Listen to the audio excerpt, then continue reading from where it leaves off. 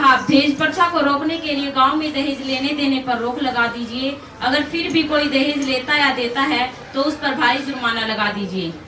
सहमत है? चलो फिर ठीक है, हम दहेज लेने और देने वाले पर रोक लगा देते हैं ताकि माता पिता अपनी लड़की को बोझ ना समझे। एजेंडे का अगला मद है बाल विवाह। सरपंच साहब, क्या मैं बोल सकती हूँ? जी बोलिए।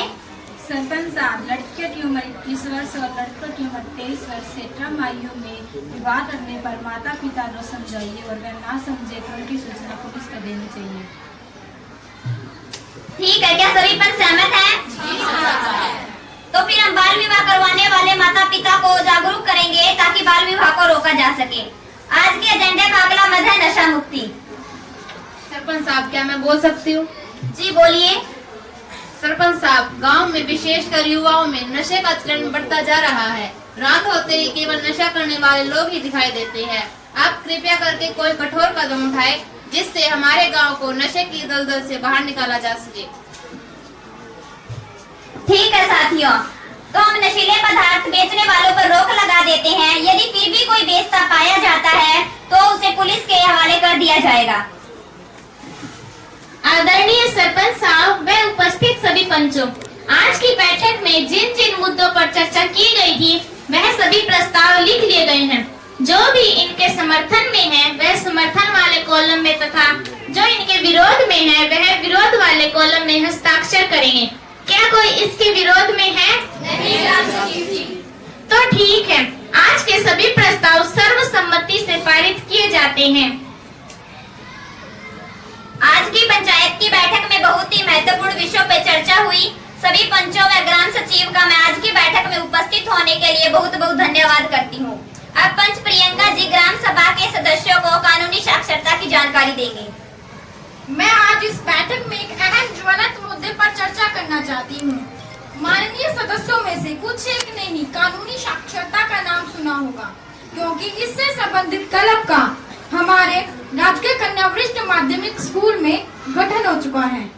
जी हाँ साहब, हमारे बच्चे इस मिशन के अंतर्गत विभिन्न कार्यक्रमों में भाग ले रहे हैं। बहुत अच्छा। इसके बारे में मैं सभी भाई बहनों को बता देना चाहती हूँ कि कानूनी हालसा के तहत न कि पूरे राज्य अपितु पूरे राष्ट्र में नालसा के तहत सभी विद्यालयों में कानूनी साक्षरता क्लब 6 मार्च 2005 से लागू हो चुका है। पंच साहब, इस मिशन को, इस कार्यक्रम को करने का क्या उद्देश्य है? इससे बच्चों में कानूनों की सही जानकारी देने के लिए किया गया है। उचित जानकारी के अभाव से हम सरकार द्वारा बनाए गए कानूनों का लाभ नहीं उठा पाते और शोषण की संभावना बढ़ जाती है। पंच साहब, इस मिशन के अंतर्गत किन किन मुद्दों पर कानूनी जानकारी दी जाती है?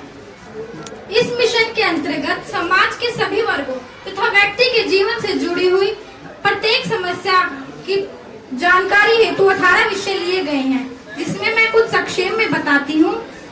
महिला शोषण संबंधित विषय, घरेलू हिंसा, बाल विवाह, कन्या भ्रूण हत्या, दहेज के लिए प्रताड़ित करने पर तथा घरेलू हिंसा करने पर महिला संरक्षण अधिनियम 2005 के तहत 3 से 5 वर्ष की सजा तथा जुर्माने का प्रावधान है।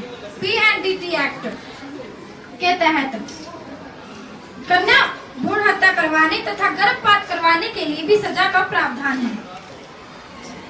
पंच साहब, महिलाएं पुलिस थाने जाने से डरती है। यह कानून जानने के बावजूद भी हम कुछ नहीं कर पाते। इसके बारे में आप सभी को हमारी सब इंस्पेक्टर आशा जी बताएंगी। सरपंच पद, सरपंच, पंच व उपस्थित ग्राम वासियों, आप सभी को मेरा नमस्कार। मैं आपको बताना चाहती हूँ कि हालसा द्वारा प्रतिवर्ष विद्यालयों में स्कूल स्तर, खंड स्तर, जिला स्तर, मंडल स्तर तथा राज्य स्तर पर विभिन्न प्रकार की प्रतियोगिताएं करवाई जाती है, जिसमें 18 विषयों को लिया गया है, जिनकी चर्चा भी पंच साहिबा कर रहे हैं। बच्चों को इस मिशन के अंतर्गत पर्यावरण संरक्षण, स्वच्छता और स्वास्थ्य, सड़क सुरक्षा तथा रैगिंग न करने जैसे कार्यों में सराहनीय भूमिका निभाने के लिए प्रेरित किया जाता है। प्रतियोगिताओं के माध्यम से बच्चों को कानूनी साक्षरता की जानकारी भी प्राप्त होती है। बच्चों को खंड स्तर से लेकर राज्य स्तर राज्य स्तर तक पुरस्कार भी वितरित किए जाते हैं। एक बात बताते हुए मुझे गर्व हो रहा है कि हमारी कानूनी साक्षरता में अब संवैधानिक मूल्यों को भी जोड़ दिया गया है, जिससे बच्चों को संविधान में लिखित अधिकारों और कर्तव्यों की जानकारी प्राप्त होती है, जिससे वे देश निर्माण में महत्वपूर्ण भूमिका अदा कर सकते हैं। ठीक है कि हमें कानूनी जानकारी प्राप्त होती है, परंतु यदि कोई संस्था अपने कर्तव्य का पालन करने में देरी करे और हमें कोई महत्वपूर्ण जानकारी लेना चाहे कि हमारे साथ अन्याय तो नहीं हुआ, ऐसी स्थिति में हम क्या करेंगे? बहुत बढ़िया, अभी मैं ये बताने ही जा रही थी। इसके लिए हमारी सरकार ने सूचना का अधिकार अधिनियम 2009 पारित किया है, जिसके तहत आप किसी भी संस्था से एक सामान्य प्रार्थना पत्र देकर किसी भी प्रकार की जानकारी प्राप्त कर सकते हैं और इसे हमारे संविधान में 19(1) के तहत संवैधानिक दर्जा प्राप्त है। पंच साहब, यदि कोई सूचना ना दे या गलत दे तो ऐसी स्थिति में संबंधित अफसर पर कार्रवाई की जाएगी और 10,000 तक का जुर्माना लगाया जाएगा। धन्यवाद पंच साहब, आज आपने हमें कानूनी साक्षरता मिशन के बारे में बताया। अब हम भी अपने बच्चों को इन कार्यों में भाग लेने के लिए प्रेरित करेंगे। धन्यवाद पंच साहब। जी बोलिए। सरपंच साहब, आजकल हमारे गांव के नवयुवकों को रोजगार नहीं मिल रहा है, जिसकी वजह से वे गलत रास्ते पर चल रहे हैं। हमें बच्चों के रोजगार के लिए कुछ करना चाहिए। हमारा देश कृषि प्रधान देश है और इसका मुख्य व्यवसाय कृषि और पशुपालन है, लेकिन आजकल नवयुवक इस व्यवसाय को अपनाने से डरते हैं, जिससे बेरोजगारी बढ़ रही है। सरपंच साहब, आजकल किसानों की हालत से सभी परिचित है। हमारे देश के किसान आत्महत्या करने को मजबूर है। ऐसे में हमारे बच्चे कृषि व्यवसाय के बारे में सोच भी कैसे सकते हैं? इसके लिए सरकार ने अनेक प्रकार की योजनाएं चला रखी हैं। अब मैं एडीओ साहिबा अर्चना जी से आग्रह करती हूँ कि वे हमें विभिन्न प्रकार की योजनाओं से अवगत कराएं। सरपंच महोदय, उपस्थित पंचों और ग्रामवासियों, आप सभी को मेरा नमस्कार। जैसा कि आप जानते हैं, आज हमारे पास आधुनिक तकनीकी उपकरण हैं और सरकार ने भी किसानों के लिए अनेक योजनाएं चला रखी है। यदि हम आधुनिक तकनीकी उपकरणों का प्रयोग कर कृषि करते हैं तो उसमें खर्चा कम और आमदनी अधिक होती है। एडीओ जी, हाँ, यहाँ तो अधिकतर किसान अनपढ़ हैं और वे खेती के केवल परंपरागत तरीके ही जानते हैं, तो मैं आपसे आग्रह करती हूँ कि आप हमें आधुनिक कृषि के बारे में बताइए।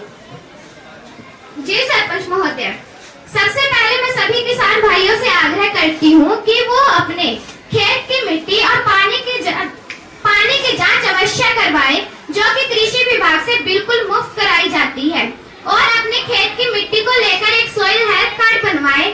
इससे आपको मिट्टी में पूर्ण पोषक तत्वों की जानकारी मिलती है और किस पोषक तत्व की कमी है। इसकी गणना के हिसाब से हमें पता लगता है कि हमें कितनी खाद डालनी है और पानी की जांच से पता लगता है कि हमें इस खेत में कौन सी फसल बोनी चाहिए। ये भी कृषि विभाग के द्वारा बिल्कुल मुफ्त कराई जा सकती है। एडीओ साहब, यह तो आपने बहुत ही अच्छी जानकारी दी है और सोइल हेल्थ कार्ड व पानी की जांच के लिए कोई खर्चा भी नहीं लग रहा है। फिर तो हम इसका अवश्य लाभ उठाएंगे, क्यों भाइयों?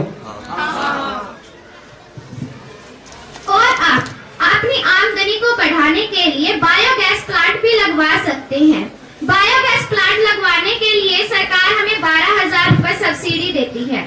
यदि आपने एक बार बायोगैस प्लांट लगवा लिया तो उसके बाद आपको यूरिया तथा डीएपी खादों की आवश्यकता नहीं पड़ेगी, क्योंकि इससे निकलने वाली स्लरी अच्छे खादों के रूप में कार्य करती है और ऑर्गेनिक फार्मिंग से भी आप अपनी फसल का उत्पादन बढ़ा सकते हैं।